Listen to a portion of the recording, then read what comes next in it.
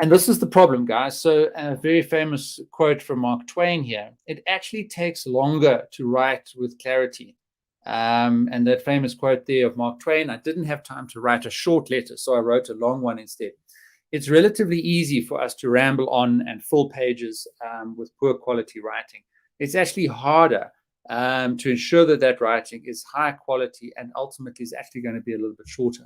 So be very clear about padding, a writing project unnecessarily, because that poor writing quality is going to be picked up and will affect, your progress. So the problem is, as I've got there on the screen, is that we are all writing about complex ideas, and any of those faculties that I showed you on the previous slide, the problems that we're trying to grapple with in each of those areas are complex. There's absolutely no doubt about it.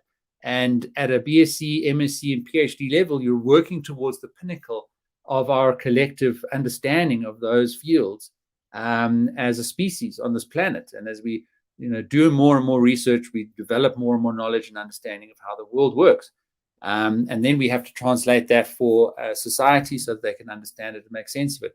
But if we cannot understand those complex ideas and formulate ideas around those issues and problems that we're trying to solve in such a way that our writing can be consumed and used as part of the process of understanding more of those topics, we're not actually making a contribution. We're just contributing to our inability to understand those fields and our collective inability to solve those problems. So your job, and that's why I said earlier, you have to have a habit of reading, writing, and thinking, because that thinking is actually where the clarity of your writing must start. You need to be able to get clarity in your mind around the topics that you're dealing with. It is an iterative process. You will need to write and think and write and think and read at the same time, and I talk about that in my Student Success Masterclass.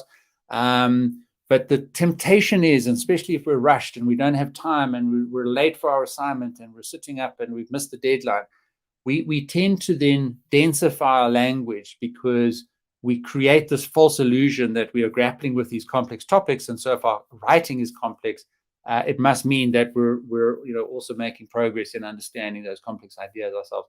And actually the opposite is true. The clearer your writing and the more confident your academic voice is, the better you're able to grasp those ideas and make progress in your research and studying of those. So avoid convoluted writing, and the tips and tricks that I'll give you today will be very practical that you can apply to get away from complex, convoluted writing, which hides our inability to think clearly. And it does take longer, as Mark Twain said there. It takes longer to write with clarity than it does to just fill the pages with words.